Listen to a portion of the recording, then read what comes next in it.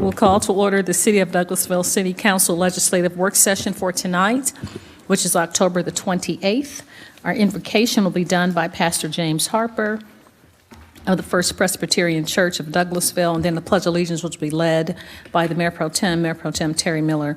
Please stand for the invocation. Good evening. It's good to be with you. Let's pray. Gracious and holy God, as we gather tonight, we see all around us the signs of just how good you are, how well you have provided for us, and we hear that word again, that to whom much is given, much is expected, Lord. And so we pray that as a people, as a community, we will live out a life of gratitude, and I pray for these leaders as they shepherd this community towards that end. Pray that you would give them wisdom. Pray, God, for their unity, not necessarily their uniformity, but their unity in the decisions before them, that they would recognize one another with a dignity befitting their human identity, but also to instill in them a desire to seek the best for this community. God, there's many things that they have to deal with, many challenges before them. We know, God, that you got all the wisdom they need, and so grant them the grace to know the best path to follow. And we're just grateful for this community, grateful for the life that we have together. May you bless it. May you bless those particularly who need the help that we have all the resources to provide, Lord. And we pray these things in Christ's name. Amen.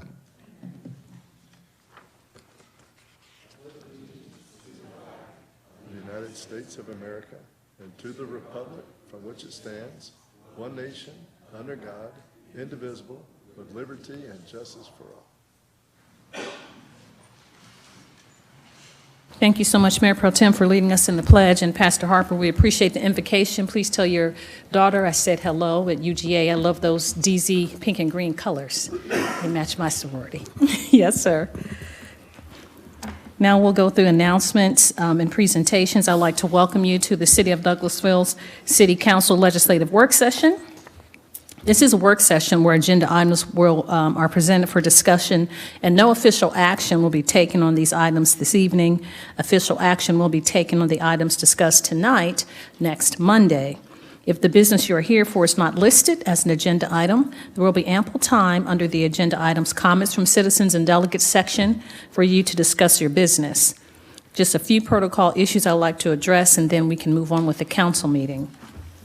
I'd ask that you please keep your comments and presentations on a professional level, dealing with the facts that are important for this governing body to make our decisions. We will not accept comments that are considered by the chair to be of a personal attack on any individual or group of individuals. You'll receive a warning from the chair, and if you deviate from this requirement from a second time, will result in a request for you just to discontinue speaking. We'll turn your microphone off. Only one person speaking at a time. Please do not applaud or react to speakers. Speak from the audience, cheer or carry on conversations, or be disruptive during the meeting if you are at the microphone. I remind you that we're only required to accept public comments during required public hearings during zoning matters. If you have a cell phone, talking to myself, or any social media devices, we'll ask that you'll please put those in silent mode or turn those off until after the meeting is completed, so that will not be disruptive. And this is how the legislative work session agenda meeting will go. The agenda items will be handled this way. The committee chairperson will read the agenda item. Then that person or persons, an applicant that's representing that agenda item, will come forward and present your information. Myself and council members will possibly ask clarifying questions to help us understand the item that you're presenting. After that, the committee chair will ask for comments or statements from the audience. During the hearings, there is a maximum of 20 minutes for those in favor of the item, 20 minutes for those in opposition, and each person has 5 minutes to speak. When you come forward to speak, please give us your name and address for the record. There are cards, that speaker sign-in cards that are outside on the table. We ask that you would please fill those out and give those to our city clerk, Ms. Vicki Acker, to my right. And again, come to the microphone and give us your name and address for the record. Each person has one opportunity to speak. This is not a question and answer or debate format. We're just here to gather the information, deliberate, and make our decision next Monday. If the information that you have is printed, or any other information that's not already loaded to our tablets, we ask that you'll please give that to our city clerk, and she'll make copies and distribute to us. That's a lot of information, but that is how the meeting will go this evening. I do have an announcement. We're moving on to agenda item number 4. It is that my reappointment of Mr. Francisco Artley to post 1 of the Ethics Board for a 4-year term to expire November 19th, 2025. Did you need to say anything about that, Assistant City Manager, Ms. Jackson? I'll just add that he's currently serving an unexpired term of 1 year, and so therefore he'll be reappointed for a term that will expire, like you said, in 2025. Thank you so much. We have any questions or comments from the council members as it relates to this item? Thank you so much. We'll move on then to committees. The Economic Development Committee, and that's chaired by Mayor Pro Tem Terry Miller. Thank you, Madam Mayor. We have no business under the Economic Development Committee at this time. Thank you so much, sir. We'll move on then to item number 6, which is Finance Committee. That's chaired by Councilmember Mark Adams. Thank you, Madam Mayor. You're We welcome. have a couple of items tonight under Finance.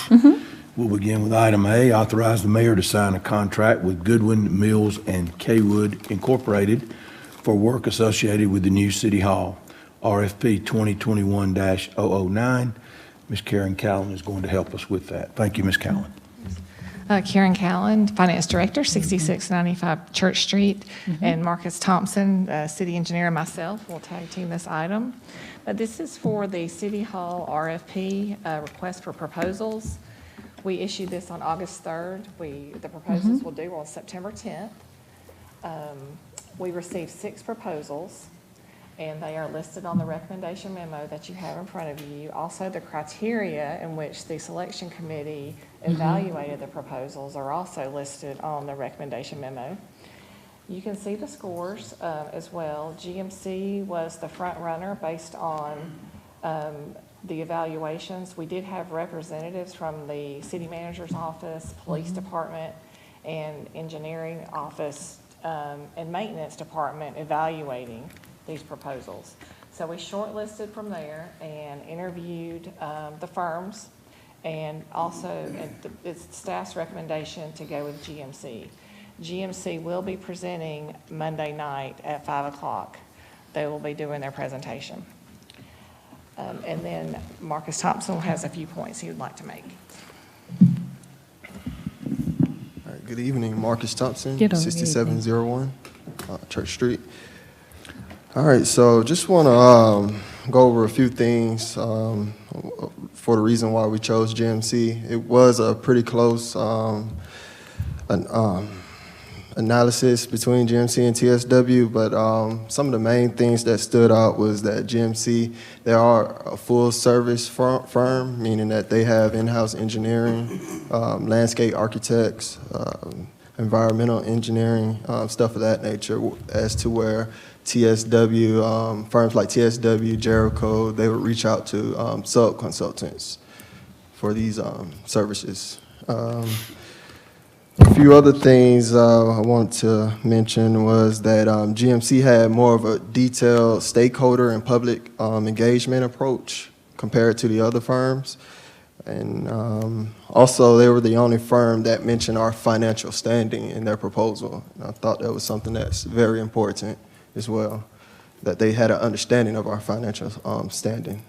And then one last thing, so like I said, it was pretty neck and neck between GMC and TSW. However, TSW, they are in the process of designing the city hall for Powder Springs, and I consider Powder Springs like a neighboring city, and I just felt that it would probably be best if we went with, you know, something different, a different designer, so we won't have that similar look to Powder Springs. So those were a few major points as to why we chose GMC. Thank you, Ms. Callan. Thank you, Mr. Thompson. Yeah. I'll open the floor to council for any questions or comments. We'll start with the Madam Mayor. Thank you so much, Councilman Adams. Good to see you. Thank you. Yes, sir. I did have a couple of questions, or just maybe comments. Is GMC doing Chambly's City Hall as well? Yes, ma'am. Yeah. Yeah. So I thought so. And also, I know that when we look at the bid process, the bid amounts, that Jericho is really a substantial amount less? Do they not understand the scope of the project, or, and GMC is higher, but I know that they have everything within house, and if they have to have a subcontractor or something, our experience with them, we really can't tell. They're kind of seamless. So did Jericho understand the process, or? I'll say they understood it.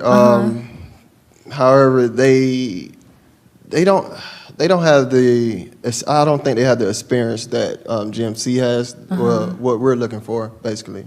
I think we're looking for more of a something that can mix in our historical downtown area with like modern features. And I feel as though GMC will be able to provide that for us.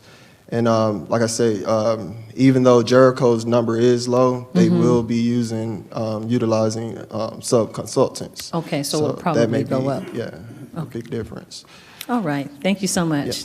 Appreciate it, Mr. Thompson. Thank you, Mr. Chairman. Mr. Mayor Pro Tem. Thank you, Mr. Chair. I want to apologize. I did not have the time to get with staff or the chair today to discuss the contract that is attached. But unfortunately, it seems to be the wrong contract. What you've got showing us there is a contract for architectural design services, and my understanding is we're only hiring them at this point for feasibility and conceptual design, because that's the breakdown on the fee, which we're showing. Entire Article 1 of that is on design development, construction documents, bidding, construction administration, which is the design process. So none of that applies to what we're hiring for here.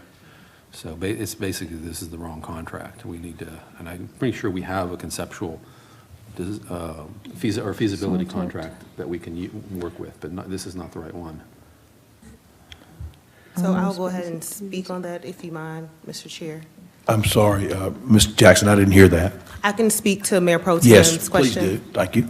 So basically, as it relates to what services GMC will provide, it is the management and administration of the concept, but also as it relates to GMC, they do a stakeholder engagement, which is with the employees, which is part of their PATH program. So that'll be $30,000 for them to come in and actually speak with employees, with mayor and council and whatnot, to form conceptual designs, which is task 3 that you see.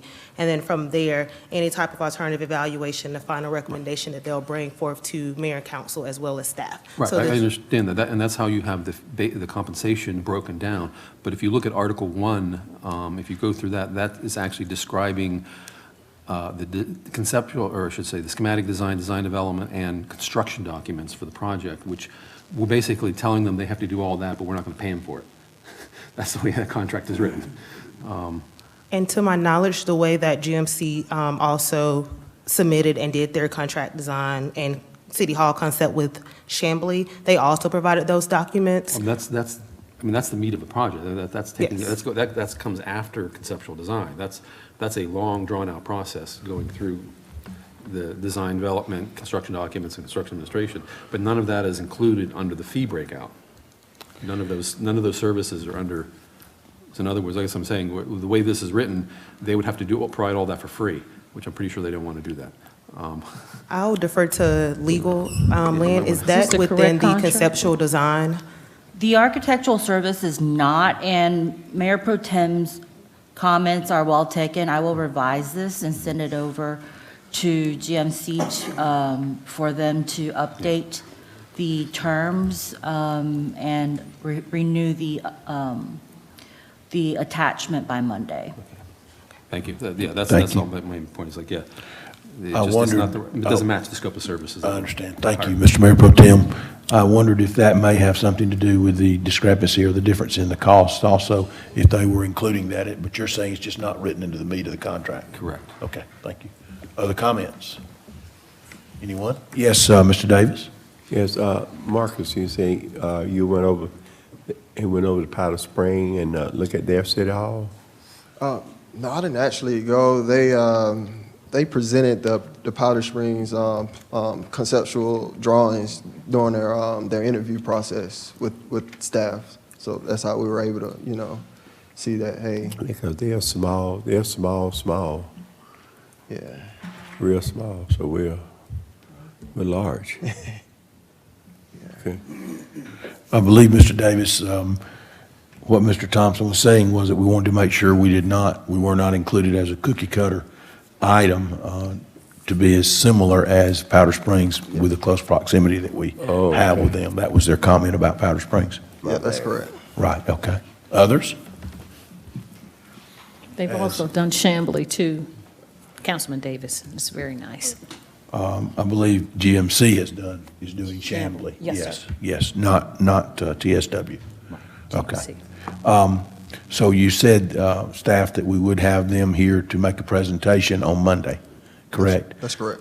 And Ms. Woodward is going to clarify those documents for us before that time, okay? Any other questions or comments? All righty, we'll move on to item B then. Thank you all. Authorize the mayor to sign an agreement with CP Douglas Place 1 LLC and SD Douglasville LLC for the sale of Dogwood Hills Drive right-of-way, track number 1, and all documents associated with the sale of the property and the closing of the transaction. Ms. Woodward is going to expound upon this item for us. I know this has been up in the air for some time. Can you help us with that, Ms. Woodward? Yes, sir.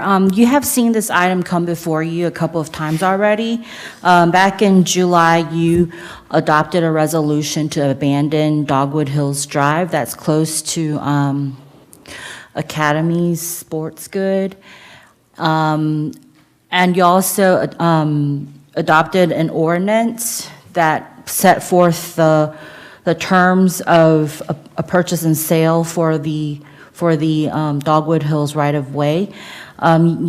Before you will see the purchase and sale agreement for the Tract 1 that's close to the proposed Northern Tools site that they would like to purchase, and the purchase price is $10,000 with a closing date of 3 days after they close on the actual Northern Tools site.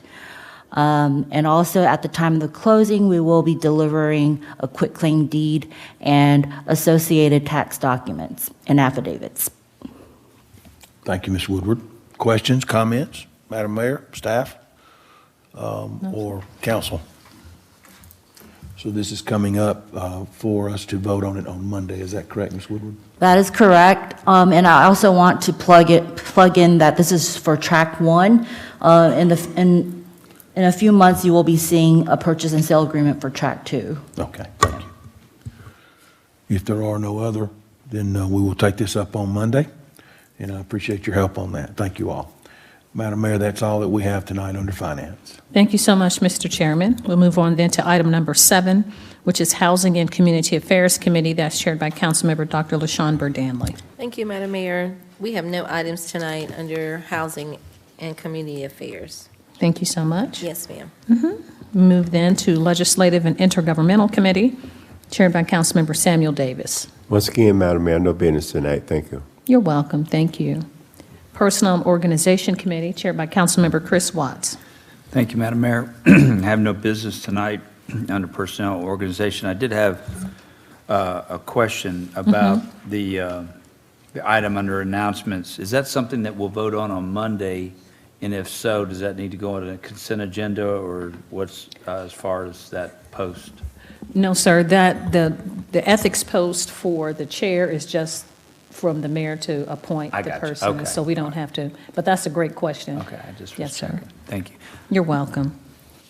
Thank you so much, Mr. Chairman. We'll move on to Planning and Development Committee. That's chaired by Councilmember Mark Adams. Thank you, Madam Mayor. You're welcome. We'll begin tonight under Planning and Development with item A, consider a request for final plat approval for Kensington Park Phase 2A-1 for 36.681 acres at Summerlin Parkway, land lot 757, 758, and 810, District 18, Section 2, parcels 27 and 55.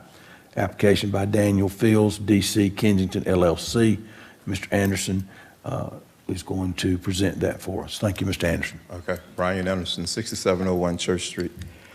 The applicant, Daniel Fields, is requesting final plat approval for 38 acres on Summerlin Parkway.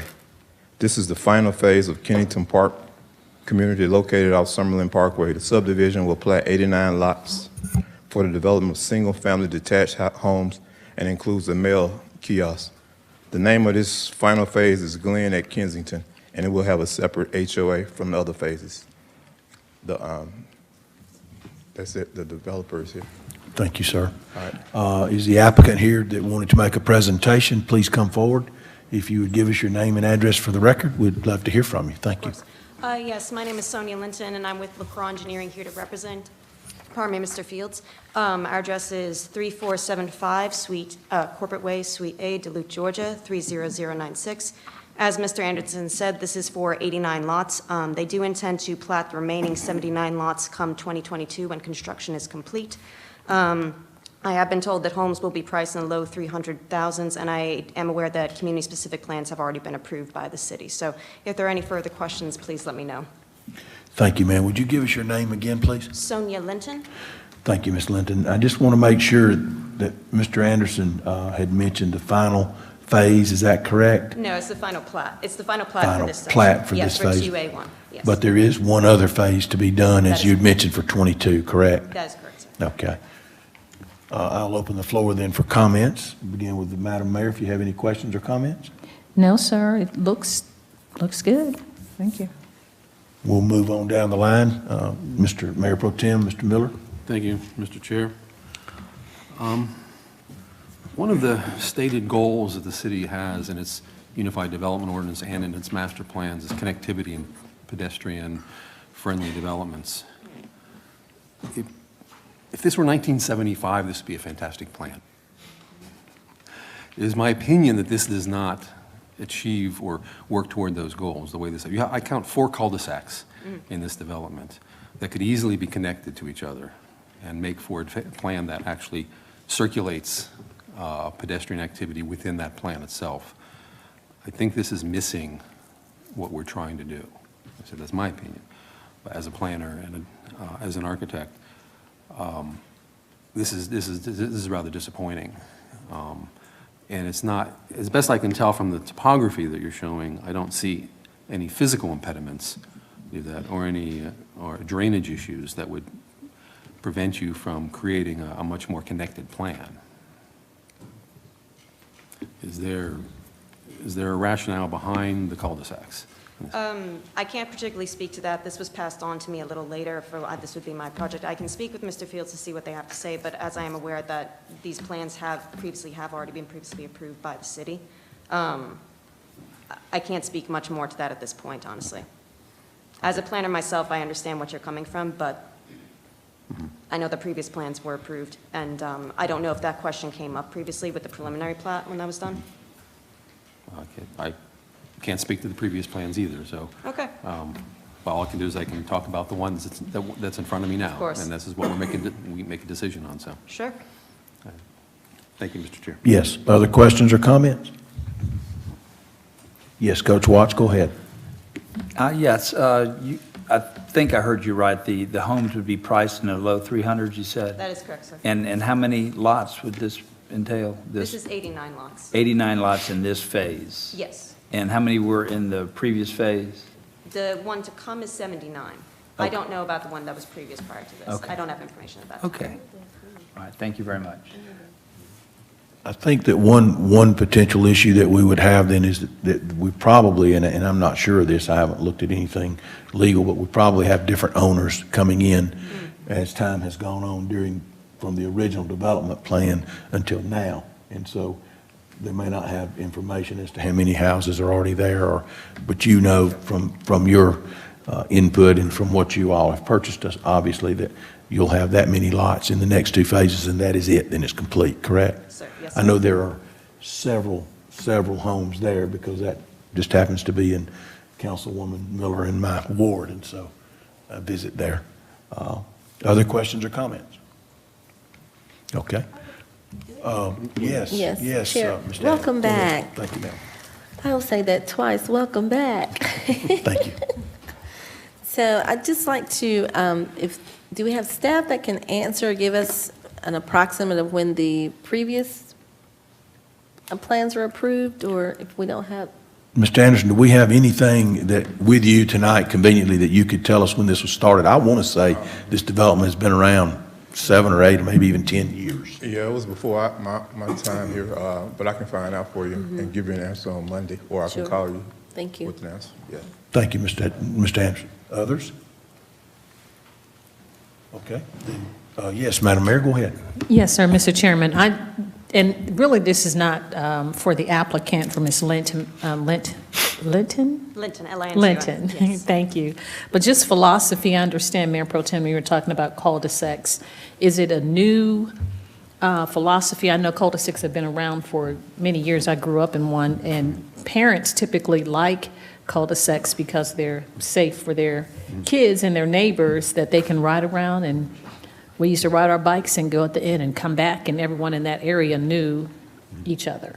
So, I mean, it's kind of like a neighborhood within a neighborhood, but you're speaking of more connectivity, walkability, and that's something that is not fairly new, but Correct. just It's philosophy. newer, but the philosophy's been around for maybe 20, 25 years now, more mainstream. But the idea, it is a bit misleading. People, there's a conception that cul-de-sacs are safer, but statistically they're not. They're no safer than regular streets. It's just a mistaken notion. But I understand there's a certain comfort feeling to that. But as far as based on what we're trying to do as a city, the goals of connectivity and pedestrian-friendly neighborhoods, cul-de-sacs really don't help you as far as that goes. You want to have streets that connect to each other. A gridded layout, or at least a connected layout, tends to promote that type of activity. And especially, we talk a lot about trying to help encourage people to get out and walk more, and cul-de-sacs don't do that. We do have studies that show that people have less physical activities in terms of walking around their neighborhood when they live in cul-de-sacs versus living in connected neighborhoods. So, plus it's also easier to get. It promotes the idea of getting to like local businesses and things like that if you have more of a gridded pattern to walk through versus having to go down, navigate your way through a cul-de-sac. There's a good example. It's in Orlando, Florida. Somebody researched this and found that there are two neighborhoods that literally back up against each other, and they're cul-de-sacs. In order for one person who lives in this one house, their backyard backs up against this house on the other side of the fence. If they wanted to walk to their neighbor's house, they would have to drive, or literally drive 7 miles to get to their neighbor. Because the way, cul-de-sac after cul-de-sac after cul-de-sac, all one way in, one way out neighborhoods. So there's literally 7 miles between those two houses that back up against each other. So that's an extreme example of what can happen. But I think that we're trying to get away from those kinds of things, and I think Ms. Litton knows what I'm talking about. No, we don't.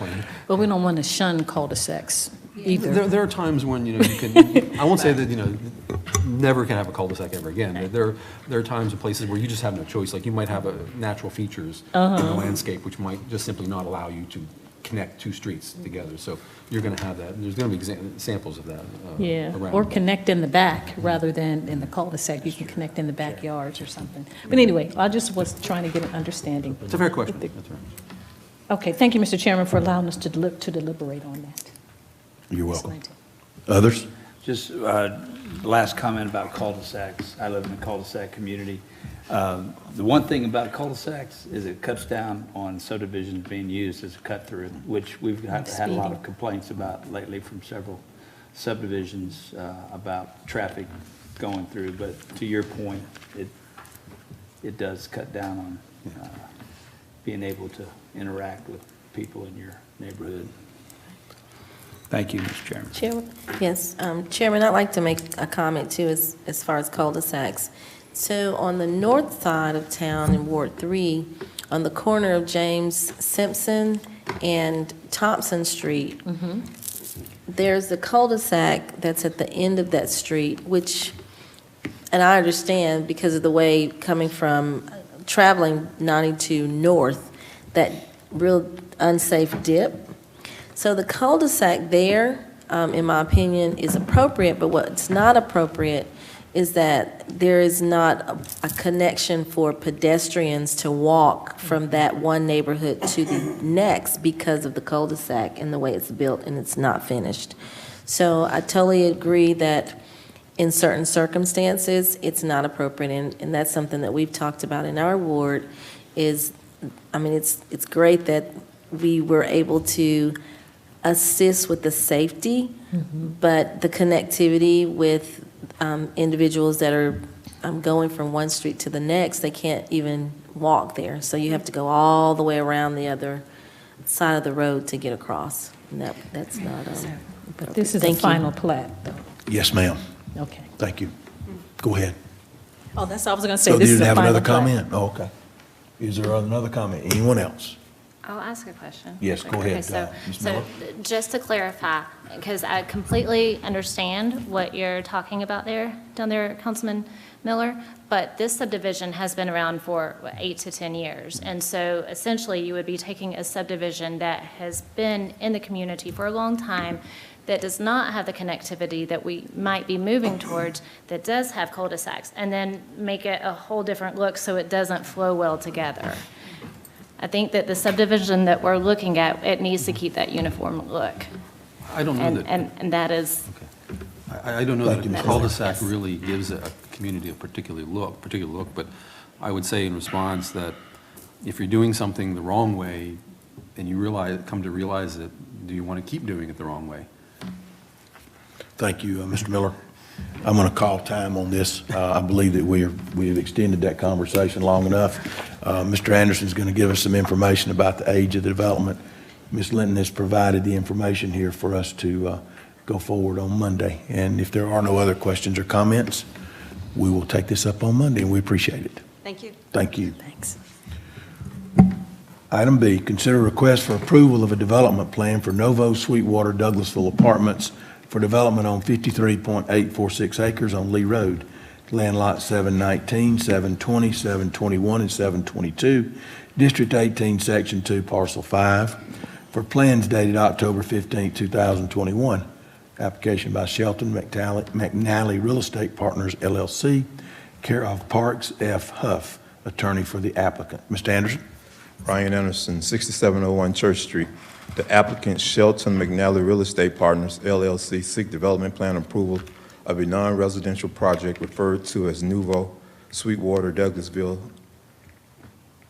The proposal currently depicts a multifamily development. The proposed development will consist of 10 three-story structures with a clubhouse and 300 apartment units totaling 127,252 square feet of new construction on a lot of 53 acres with 451 parking spaces. The applicant received administrative alternative parking approval in September of 2021. Also, this item is associated with a successful rezoning from PUD to PRD in June of 2021.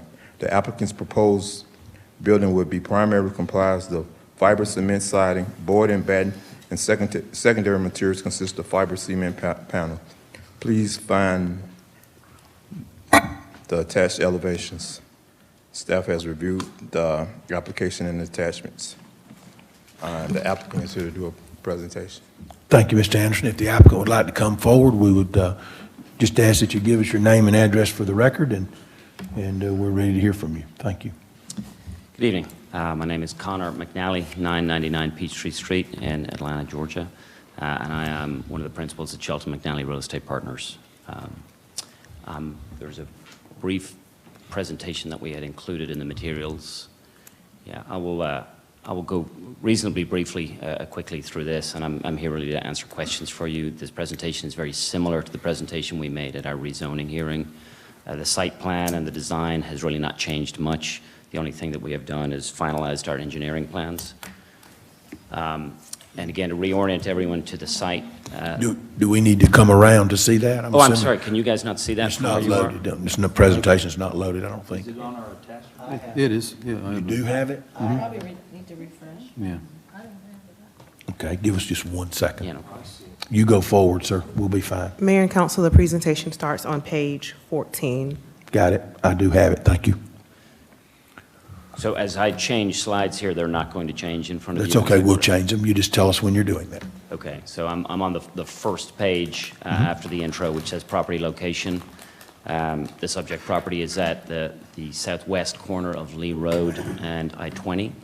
Zooming in on the site on the next slide shows you the site overall, which has a sort of a long rectangular shape. The site itself is actually 53 acres in total. Of that, only about 30 acres are developable because there's a significant amount of wetlands. There's a stream that comes under I-20 and exits down under Lee Road.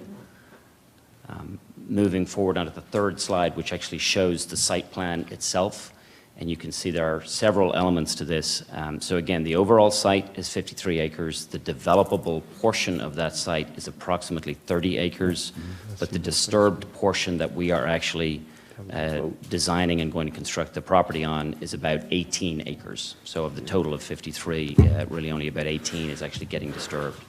There's a long roadway to access the heart of the property from Lee Road. There's a significant amount of grade change. There's a very narrow window to get a curb cut because there's an existing lift station, a county lift station, and also north of our entry-exit point. And then up at the corner of Lee Road and I-20, there's an old demolished gas station. And as I mentioned in our previous presentation, we are actually under contract to purchase that parcel also. It is disconnected from the rest of our parcel. It's actually not in the city, it's in the county. But we have purchased that so that we can clean it up, we can remove the old demolished gas station, we can clean it up and landscape it and just make it a more attractive entry point coming off the interstate. The site plan itself is split into two major components. As you progress in, looking at this site plan, as you progress in the entry drive from Lee Road, you go past a screened compactor location where our trash will be kept and trash trucks will be able to come and go without going all the way back into the heart of the property. We then cross through the wetlands and get to the first major component of the site plan, which encompasses the clubhouse and amenity center and the pool, along with 2 residential buildings. We then continue past, crossing more wetlands and another stream buffer to get to the back portion of the property where we have 8 of the residential buildings. So 10 residential buildings in total, plus the club, each one with 30 units for a total of 300 units. And again, the property, there were significant amount of challenges in order to lay this site out. There's power line easement and a gas easement that comes across at the southeast corner of the property that you can see. There's a significant amount of grade change. Then there's the wetlands and the streams. And so we wanted to lay this out, the community in as compact a nature as possible, keep all of the residential close together so that we could, promote a coherent community and have walkability between the buildings themselves and the amenity center, and also avoid the significant amounts of grade and rock that are present on this site. The only difference between this site plan and the one that was presented at our rezoning hearing are very slight modifications from our final engineering. The layout has really not changed. A couple of buildings moved ever so slightly, but the number of buildings, the configuration, the overall layout is really identical to what we presented several months ago at the rezoning hearing.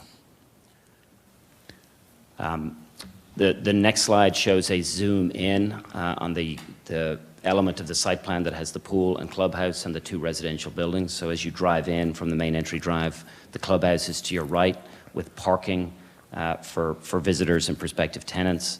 And then to the left, you progress on, go through the entry gates, and then to the left, there's entry parking or parking for the residents that live in those 2 buildings.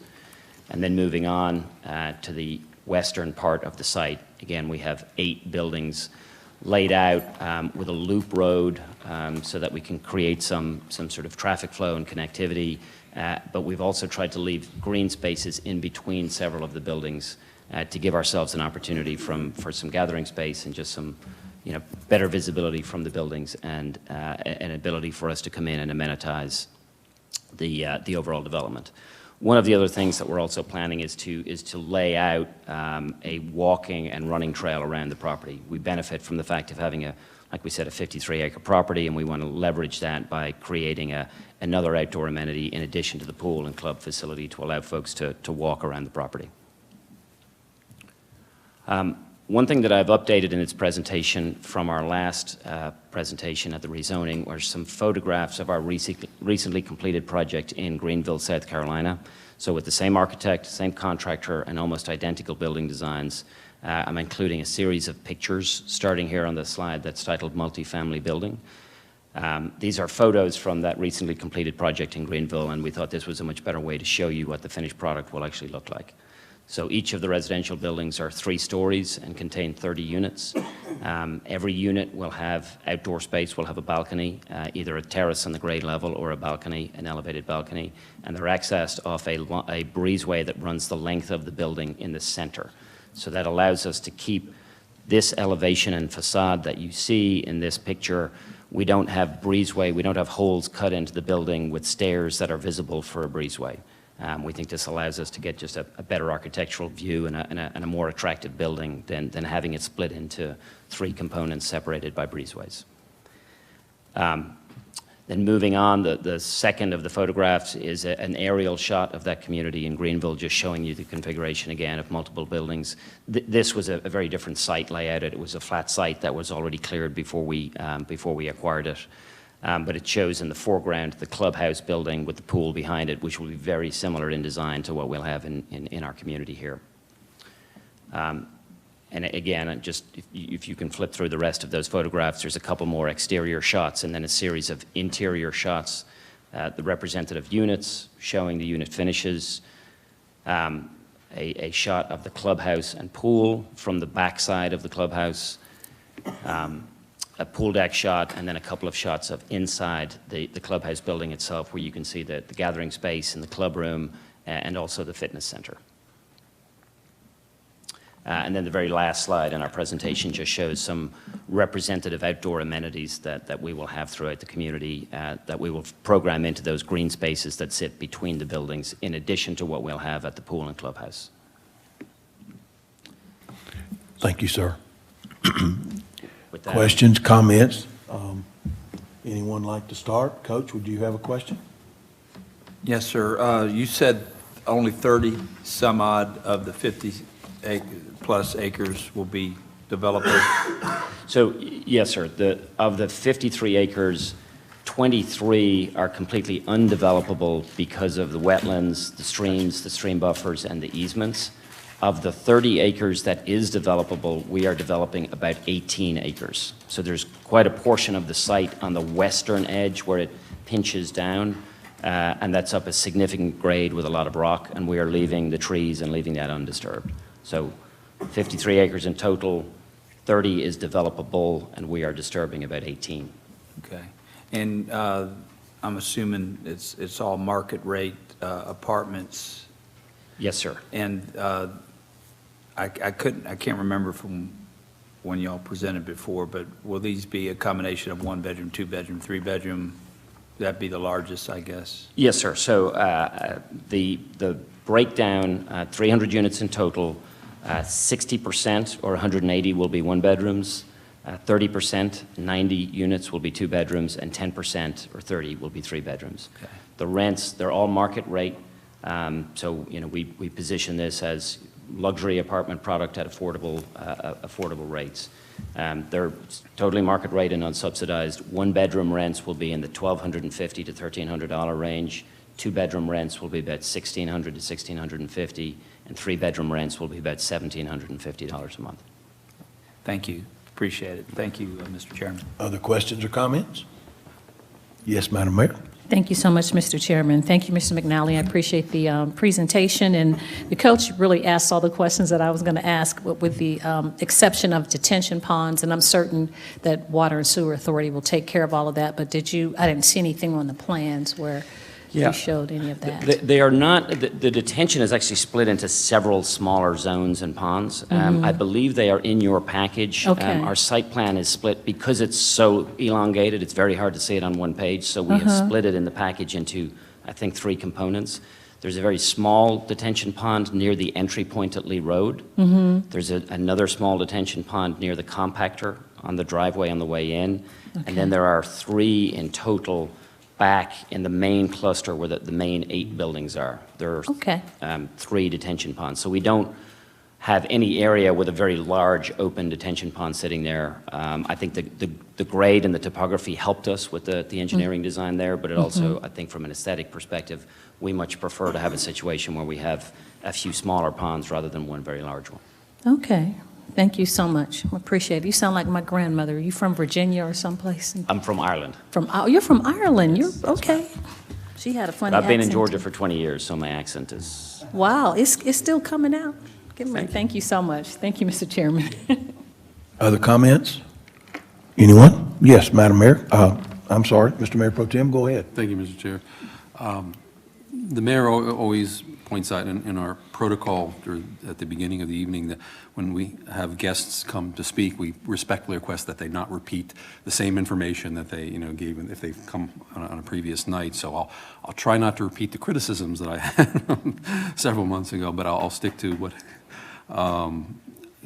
what you've talked about here. And I understand the restraints that you have on this site, and I appreciate that there's certain things you can and can't do. And I see the strides you've made in terms of the aesthetics and the design of the buildings. But what did catch my eye, though, was the very last slide. There's a picture of one of the recreation areas with cornhole tables, and the buildings in the background actually are kind of nice looking.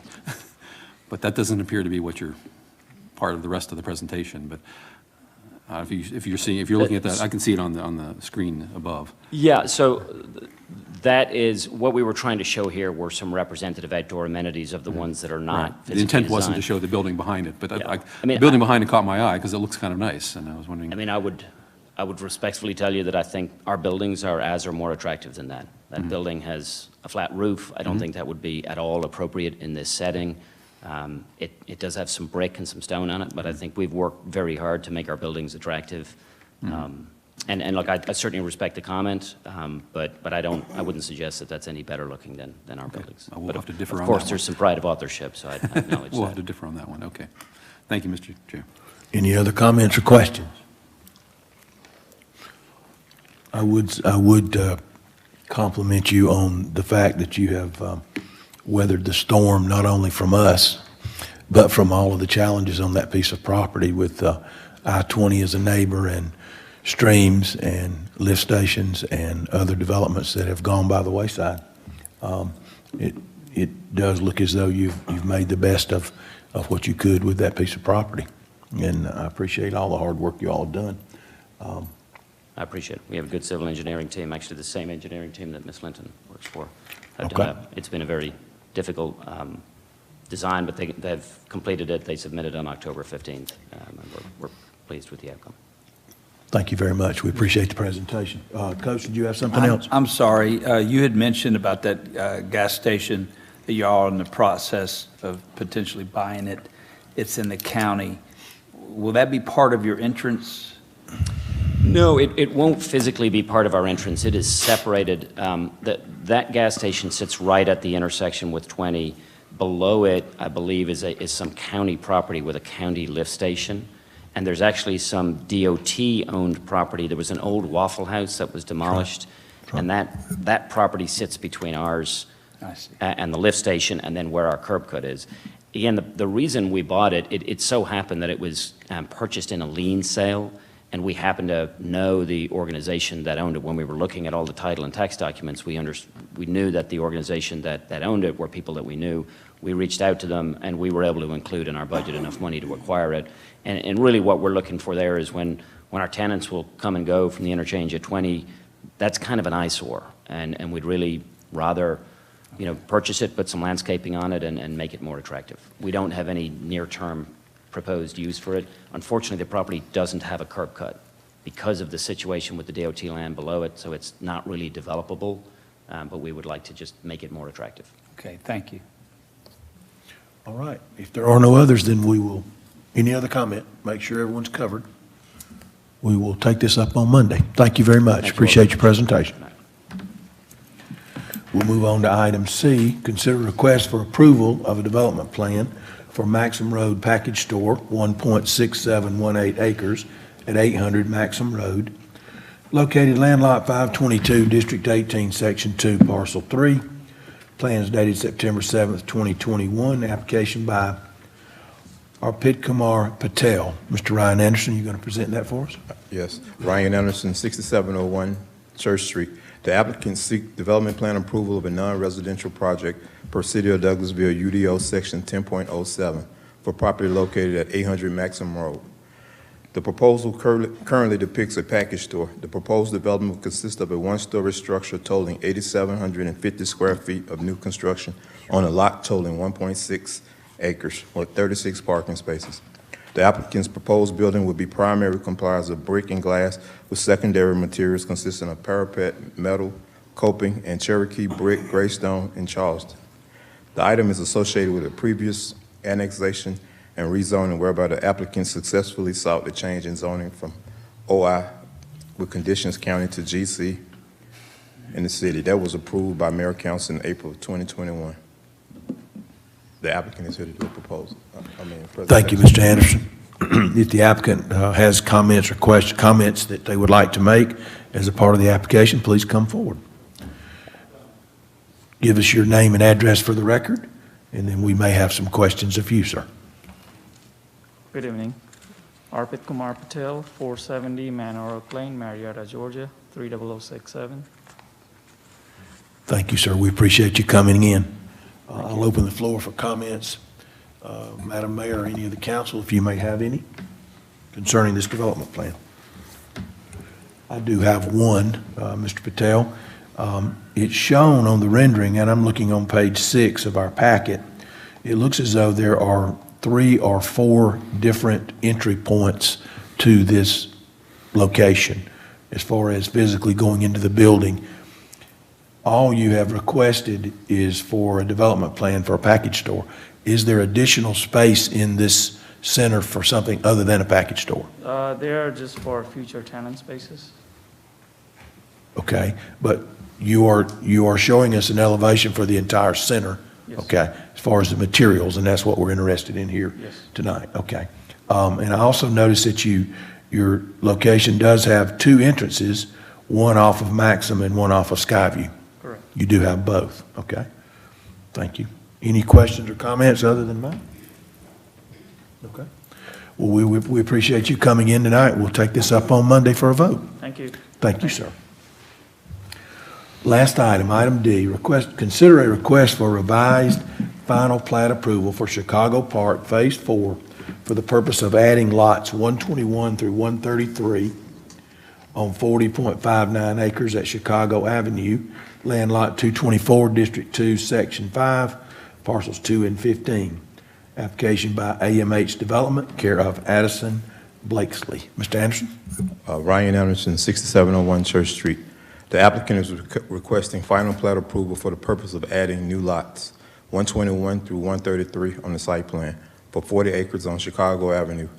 This is a revised final plat of the Chicago Park Phase 4. The applicant is here. Thank you, Mr. Anderson. If the applicant is here and would like to come forward and make any comments, we would welcome that. If you would give us your name and address for the record, please. Hi, my name is Chad Swain. I live at 1029 Chestatee Point, Dawsonville, Georgia, and I am representative of AMH Development for this project. Thank So you, if you have sir. any questions or concerns, I can hopefully answer them. All right, I'll start off by asking one. There's only 11 lots here for a revised final plat. Is that a change in the topo or a change in the layout of the development that may have previously been presented to us and now it's adding 11 additional lots, or just exactly what are we doing? Because you're talking about 40 acres. Yeah, no, sir. This is part of the previous approved site plan. We had difficult excavation in this area where we had to blast a lot of rock and to get our sewer and everything to work. So when we final platted all the other lots first as we worked through this difficult excavation, and now we're just adding them back to the original plan. So then would the final number of lots be more by 11? No, it's the same. Yes, sir. Okay. So you're just able to make it work once you got on site and got the work done? Yes, sir. Okay. Questions, comments? Yes, Chairman. Yes, Adam, Ms. thank Danley, you. go ahead. Hi, I'm Councilwoman Burdanley. How are you, Dr. Burdanley? Yes, ma'am. I'm fine. How are you? Yes, I'm fine. Can you tell me again, that you used an acronym of who you were representing? Can you tell me? AMH Development is the development and construction arm of American Homes for Rent. Okay. Yes, ma'am. All right. So have you had any meetings with the residents there? I have actually been working with a lot of the residents that have many, many complaints about American Home Rental in regards to and I was sent some pictures, email, and I did receive those a little this afternoon, but I did send that to our city manager and ask her to copy it. And of course, she's not here today, but copy it to the entire mayor and council. But some of the complaints that I have received over several months is the residents have been requesting to meet with the builder about concerns that they have. This is an older subdivision that was built prior to my tenure, but I am familiar with some of the concerns that they've had in regards to keeping the property up. There's currently not an HOA right now at Chicago Park, and I know you're building and you have some rental, but have you reached out to the residents? Yeah, we had a meeting last year with the residents, and I've worked with the residents through our development time. And there is an HOA because we have spent a lot of money on the entrance. We also spent a lot of money on police and security for the pool to be open. There were times where they had non-residents come in to attend the pool, so we spent money on security and police presence there. So we've worked. If there's some issues or concerns that I'm unaware of, we will definitely address them. So the HOA is still under the builder. It's not with the homeowners. The HOA is managed by an outside management company, and it's still the Chicago Park HOA. We are the declarant for the HOA, so we still spend money and spend. Right. Yeah. So all the funds that we spend on the entrance and security was for us. Yes, to help with the community. So my concern is the residents, you haven't met in a year, and of course, because of COVID, I do understand the difficulties and the challenges of meeting, but I'm speaking specifically in regards to not just a year ago, but just communicating with the residents, and this was a concern, adding and just some of the things that are not being taken care of currently.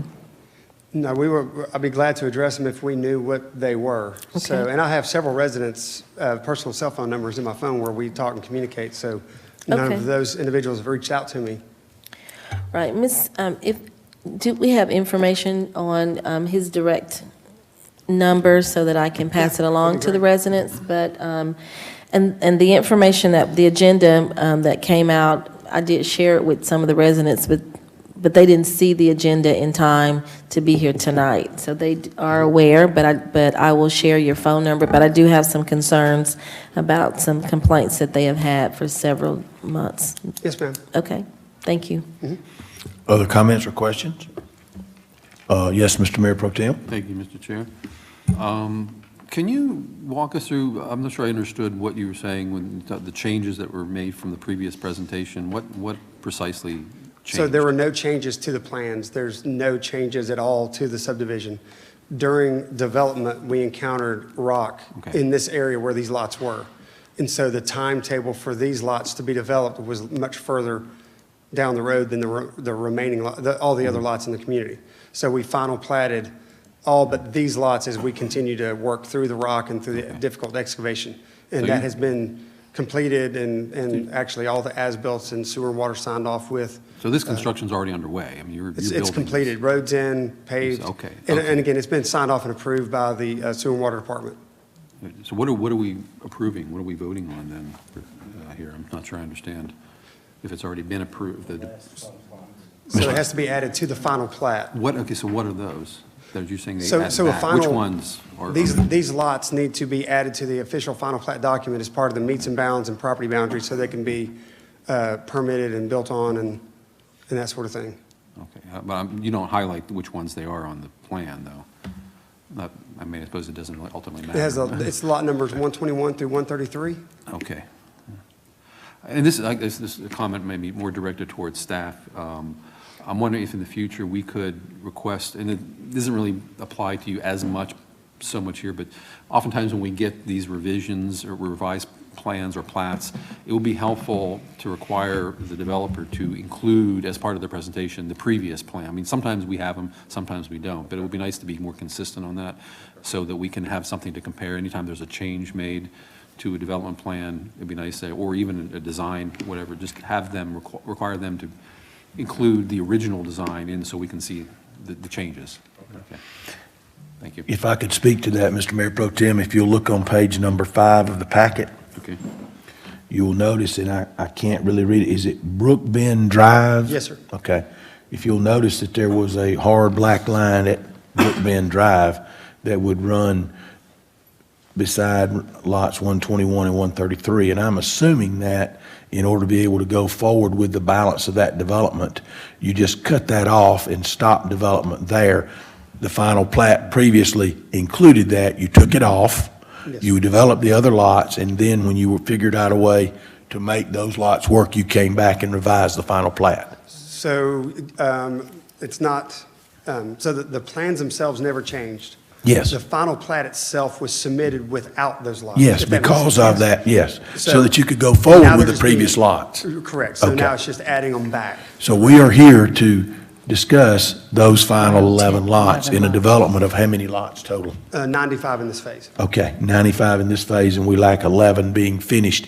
Is this the final phase Yes, for sir. the entire development? Correct, yes, sir. Okay, thank you. So we had not approved the final 95 lots, is that correct? Those were approved in the past and have been built and are 83 occupied, I'm assuming. 83 lots, yes, so, Including the spider plan that we're looking at? That is correct. All that was approved? That is correct. yes. Okay, forgive me, because then we do look at a lot of different plats. Yes, sir, I understand. You know, in the course of 6 months, and so it's easy to not remember which one. So I won't make any comments, and since we've already gone through this thing.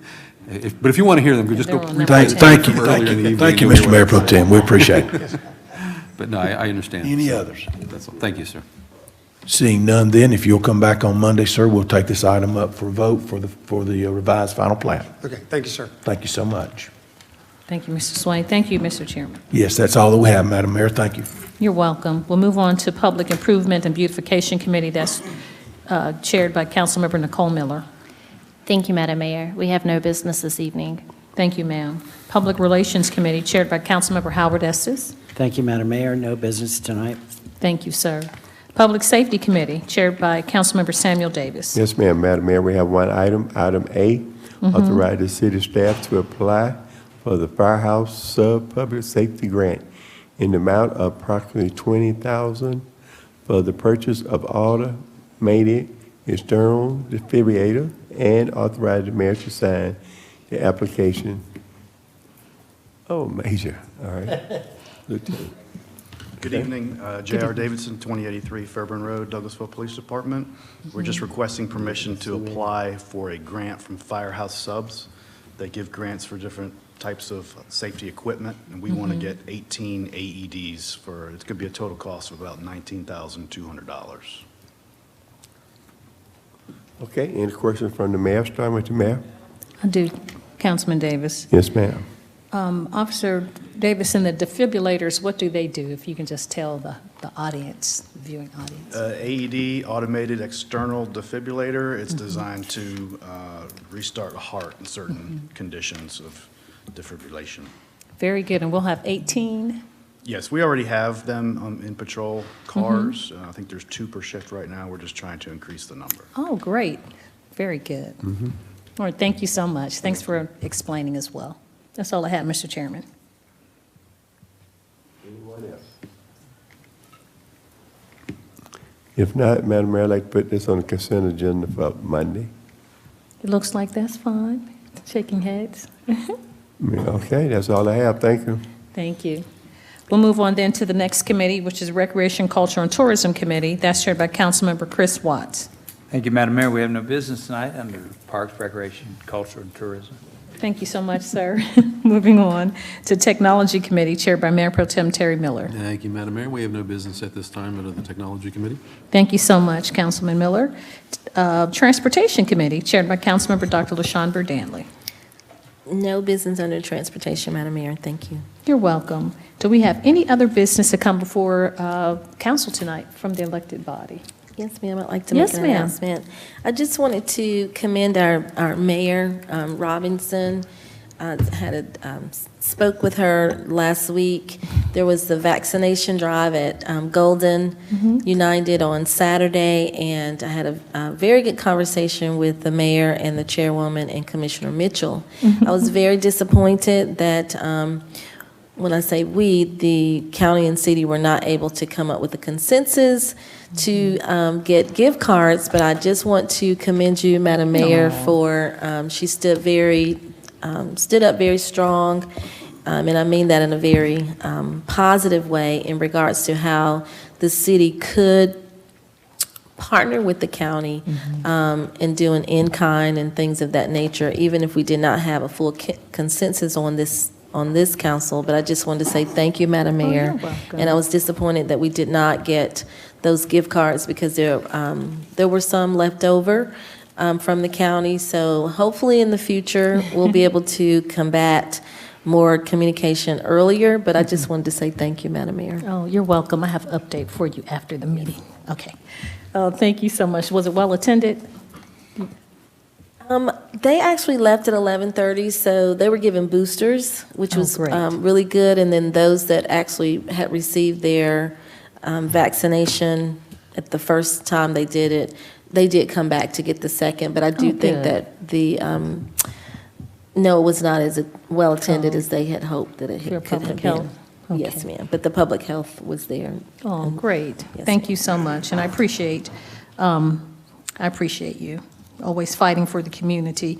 Councilman Davis, are you having a drive coming up for vaccination and boosters with Premier? That's what, Well, you just have to check out Channel 2. And yesterday, it was good, and we called it Join the Booster Club. yes, I heard about that, so congratulations Yesterday was for good, that. thank you. Yes, sir. Just a couple of things. The chili cook-off did take place this past weekend, and I want to congratulate one of our colleagues, Councilmember Nicole Miller. She won for, was it best tasting or which? Best tasting chili, so congratulations. Yes. She sold out. I had tickets and I couldn't even get any of her chili. I think it was because your wife wasn't there, Councilman Adams or something. But congratulations, Councilmember Miller. We do have a festival Saturday at Jesse Davis Park, a fall festival on the 30th. I think the time starts at 11, and so. 12 to 4, I think. 12 to 4. Okay, 12 to 4. But we're excited about that. And then, of course, we have the election, which is coming up next Tuesday. I think that's correct day. For council seats and the referendum, and just encourage citizens to go and vote a nonpartisan election for our council members. Councilman Davis, you had something? Last day, early voting, tomorrow. Tomorrow, yes, Yes. sir. Early voting tomorrow at the courthouse, and after that, that'll be at your designated stations that you can vote. Madam Mayor? Yes, sir. Is the bond on this one? Yes, Bond? sir. Okay, so a good reason for everybody to get out and vote, Yes, sir. whether you're voting for, huh? Whether you have a council member or I'm not not. an early voter, I'm a show up on the day voter. You like standing in line. Yes, ma'am. I don't ever stand in line where I vote. Well, that's good. At all those polling places. So any other announcements from the body, elected officials? Okay, then we'll go on then with our list. Our updates from city staff, our city attorney, Mr. Joel Dotson. No business, Madam Mayor. Thank you so much, Colonel Dotson. Staff attorney, Ms. Lynn Woodward. No business, Madam Mayor. Thank you, ma'am. The police department, Mr. Davison. No business, Madam Mayor. Thank you, sir. And our city manager, assistant city manager, Ms. Chelsea Jackson. Yes, I'm going to call our finance director up, Ms. Karen Callan, to make an announcement regarding an award that we received regarding our budget. Okay. Karen stayed all the way to the end of the meeting. I'm Karen Callan, 6695 Church Street, Finance Director, and this is our Certificate of Achievement for Excellence in Financial Reporting, and it's on our financial report. We also have applied one for budget, but this one that we've received, and we got notification today via email, is is one that we've received for the past 20 years, but the budget award is fairly new, so this will be the second year for the budget award, so, yeah. Congratulations to the Finance Department. Let's give them a hand, our staff. Stellar. Thank you, thank you. Thank you so much, Ms. Thank you, Ms. Callan. Callan. We appreciate you so much. The dollars and cents matter. They're citizens, taxpayer dollars, so we appreciate being fiscally responsible and then having accolades and confirmation.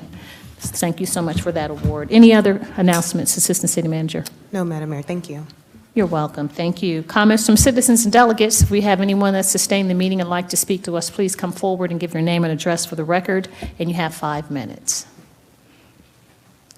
Only the great staff is left. Okay, we don't have anything else, then this meeting is adjourned.